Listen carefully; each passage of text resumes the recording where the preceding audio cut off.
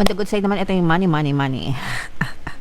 It's all about the money, money, money, mga kapiksi, no? So, ito guys, nakikita natin na for some of you, very stable na yung inyong financial na aspeto ng buhay, no? Financial abundance, financial security, financial stability. Pero, may mga paparating pa, guys, no? Na mga good news. May mga paparating pa na mga opportunity, may mga paparating pa na mga good news. Yung iba, literal na makakatanggap ng mga ayuda or mga, I don't know, financial help, mga kapiksi. Yung iba sa inyo, pwedeng makatanggap kayo ng mga remittances, padala, or whatever. And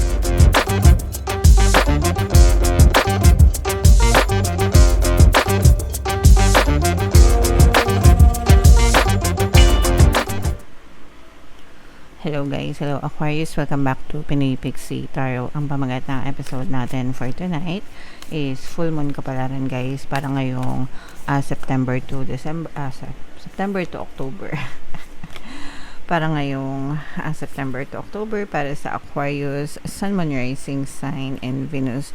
Yung ating full moon guys ngayong September ay sa September 7. Tapos yung next na full moon naman natin guys ay sa October 6 mga kapiksi. So, ang reading na to ay para sa period na yan. And ang pamagat ng ating full moon ay corn moon. Lunar eclipse din guys ang ating full moon ngayon. Okay? So, yeah. Unahin natin tong deck na to mga kapiksi. Ito yung moon message para sa inyo guys. Adjustments are required, no? So kailangan flexible tayo mga kapiksi, no? Pag sinabing flexible, adaptable, magaling mag-adjust, magaling mag-adapt sa mga situation or yung mga sitwasyon natin, kayang-kaya nating i-adjust mga kapiksi. Okay?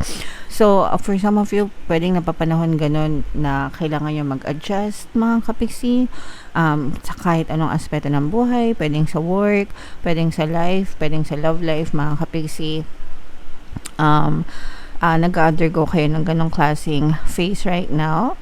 And yeah, okay lang yan guys. Lahat tayo, depende sa sitwasyon, lahat tayo kailangang mag-adjust paminsan-minsan mga kapiksi. Alright?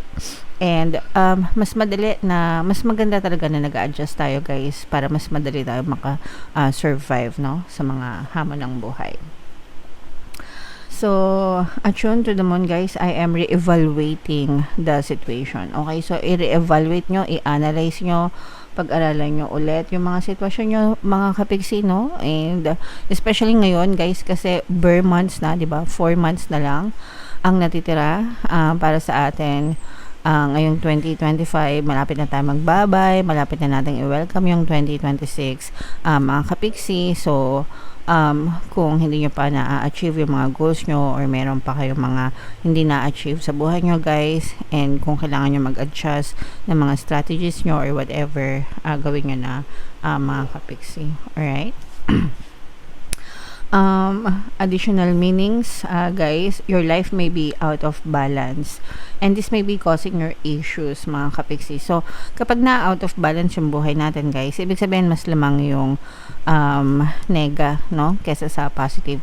Okay lang na mas lamang yung positive guys, kasi yun talaga yung gusto natin, na mawala ng space yung nega sa buhay natin. Pero hindi lahat ng nega ay nega. Kumbaga yung mga nega experiences mga kapiksi, nakakatulong yan din sa atin para matutunan tayo ng mga lessons guys. So minsan tamang balanse lang talaga yung kailangan. Pero pag nasobrahan kayo ng nega mga kapiksi, ayun na, no? So medyo mag-isip-isip na kayo guys kung bakit ganyan ang buhay nyo. Okay, so subukan nyo guys, no, alisin yung pagkanega. I know it's hard, especially kung nasanay ka na buong buhay mo negative yung pattern of thoughts mo mga kapiksi. Pinakamadali na gawin para maiwasan yung pagkanega is tigilan yung reklamo and mag-shift sa pagpapasalamat mga kapiksi. Alright? Something new and exciting is around the corner. Wow! So, may mga magagandang bagay na paparating sa inyo, guys. Welcome nyo yan, guys. Okay? Excuse me. and trust may be required to move the situation forward. So, kailangan nyo din magtiwala, mga kapiksi. Hindi lang magtiwala sa ibang tao, hindi lang sa ibang tao, guys, but you also have to trust yourself and be confident and trust the universe as well, mga kapiksi. Kailangan yung trust and faith kay universe nandun, guys, kasi most of the time, wala tayong nakikitang movement, no? Ibig sabihin, wala tayong nakikitang paggalaw, mga evidence sa physical reality natin. Akala natin hindi na lang ma-manifest yung mga desires natin. Pero the universe is always working, mga kapiksi, para ibigay yung mga desires nyo. There's always movement in the background, mga kapiksi. So, kailangan nyo talaga ng tiwala, guys. Okay? Alright. So, comment down below. Ilagay natin dito yung card, mga kapiksi. Comment down below if feeling nyo naka-resonate kayo dyan. So, shuffle natin to. Hanapin natin yung energy ng moon at saka yung energy ng Aquarius, guys. Habang sinashuffle ko to, panoorin nyo muna yung video natin regarding sa ating paano mag-manifest ng abundance video course. Kapiksi, sawa ka na ba sa mga struggles at hirap sa buhay mo? Masipag ka ba at masikap sa buhay ngunit hindi ka pa rin umaasenso? Ilang beses ka na bang nag-attempt magnegosyo at mag-invest pero palagi ka pa rin nalulugi? Sa pagkakataon na ito ay maaaring may subconscious beliefs ka na nagiging balakid sa iyong pag-unlad at pagyaman. Introducing, paano mag-manifest ng abundance video course. Dito ay matututunan mong ma-overcome ang mga balakid mo para tuluyan ka ng umunlad, umasenso, sumagana, maging matagumpay, successful at maswerte sa iyong kabuhayan, pera, trabaho, negosyo, salapi at kaperahan ng bonggang-bongga. Dali, mag-send na ng email sa pinoypixie@gmail.com at simulan na ang iyong pagyaman ngayon. Alright, so sa lahat ng gusto mag-avail ng course, guys, naka-flash sa screen nyo. Una, meron tayong paano mag-manifest ng abundance video course. Meron din tayong paano mawala ang third party at magkaroon ng harmonious na relationship. And meron din tayong paano pabalikin si ex revised breakup. Sa mga interesado, guys, mag-send lang kayo ng email sa pinoypixie@gmail.com. So, Aquarius, guys, kayo na-present ng King of Wands dito sa deck na ito, mga kapiksi. Ang air signs ay na-present ng one suit. And ito naman yung ating moon energy, mga kapiksi. So, latag natin yung spread nyo, guys. Habang nilalatag natin to, guys, wow, ganda naman. Wow, sa mga naghahanap, guys, sa mga pampaswerte na lucky charms or lucky bracelet, may mga items na makikita kayo sa description box tsaka sa comment section. Check out nyo na, mga kapiksi. Ito yung mga sample, ito yung aventurine, ito yung citrine, guys. Check out nyo na, mga kapiksi. Sobrang ganda, mga kapiksi. Although meron tayong nakikitang negative din dito, mga kapiksi. Yung negative nyo, guys, medyo this is stress, mga kapiksi, no? So merong mga nagpapastress sa inyo. I'm sensing na this is something na parang meron kayong pinagsisihan, mga kapiksi, no? Mga parang mga past decision, mga kapiksi, na pinagsisihan nyo, and right now nakikita nyo kung ano yung epekto niya sa buhay nyo, mga kapiksi. Pwedeng may mga mistakes din, no, mga pagkakamali, mga kapiksi, pero this is more on parang repentance, guys, no. Yeah, pinagsisihan, regret. So kung ano man yun, mga decision na pinagsisihan nyo, guys, it's okay. Wag na kayo masyadong isip, mga kapiksi. Minsan talaga nagkakamali tayo, and okay lang yan, mga kapiksi. Wag nyo masyadong dibdibin. Don't be too hard on yourself. Let it go, especially kung tapos na, and learn to forgive yourself as well, mga kapiksi. So for some of you, parang ganyan, medyo may konting stress kayo dahil sa mga past decision nyo, mga kapiksi. Alright? On the good side naman, ito yung money. It's all about the money, mga kapiksi, no? So, eto, guys, nakikita natin na for some of you, very stable na yung inyong financial na aspeto ng buhay, no? Financial abundance, financial security, financial stability. Pero, may mga paparating pa, guys, no, na mga good news. May mga paparating pa na mga opportunity, may mga paparating pa na mga good news. Yung iba, literal, na makakatanggap ng mga ayuda or mga, I don't know, financial help, mga kapiksi. Yung iba sa inyo, pwedeng makatanggap kayo ng mga remittances, padala, or whatever. And for some of you naman, maaaring good news, especially, guys, no, kung nag-a-apply kayo sa abroad, mga kapiksi, or kung may mga nilalakad kayo ng mga papeles, guys, na may kinalaman sa pera, makatanggap kayo ng good news, mga kapiksi, okay? So, yung mga nilalakad nyo, kung naglalakad kayo ng loan, kung naglalakad kayo ng trabaho, kung naglalakad kayo ng mga kliyente, mga proyekto, ganyan. So, whatever, kung ano man yung nilalakad nyo, you will receive more good news and it will bring more abundance sa buhay nyo mga kapiksi.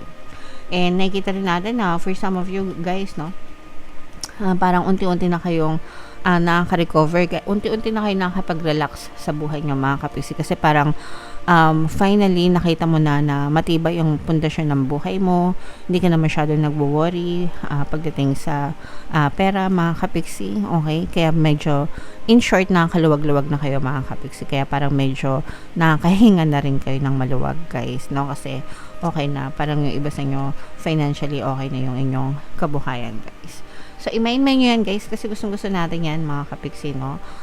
Huwag tayo magpaka-ipokrita, guys. Kaya nga tayo nagpapakahirap sa pagtatrabaho, pagnenegosyo, pagsa-side hustle, kasi gusto nating umunlad at umasenso yung buhay natin. And for some of you, talagang mararamdaman nyo yung pag-asenso na yan, or kaginhawahan, guys, pagdating sa pera. Okay? So, i-main-main nyo na yan, guys. Financial stability, security, mga good nyo sa pera, good nyo sa trabaho, good nyo sa negosyo, yan, lahat yan. Mga kapiksi, i-main-main nyo na sa comment. Wow, grabe. Sobrang ganda talaga. Guys, eto guys, parang feeling ko wala talagang makakapigil sa inyo. Kasi yung iba sa inyo guys, parang nahanap nyo na yung purpose nyo sa buhay. Nahanap nyo na yung mga bagay na nagpapasaya sa inyo. And malayo pa yung pwede nyong marating sa buhay mga kapiksi.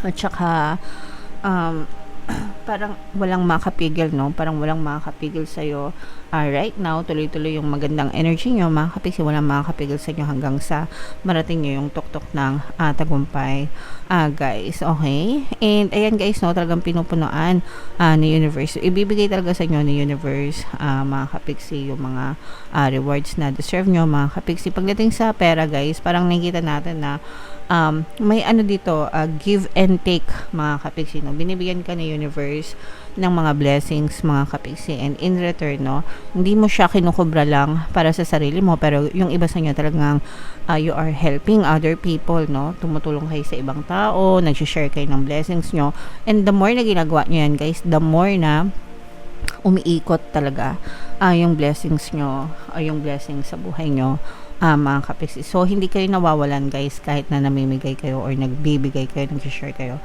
Hindi talaga kayo mawawalan kasi si universe yung magpupuno, no? Si universe ang magpupuno ng mga pangailangan nyo, mga kapiksi. Okay? So, napakaganda guys, kasi talagang nakikita natin yung abundance, yung flow ng abundance sa buhay nyo. The universe is taking care of you, mga kapiksi, as you take care of others. Wow, grabe.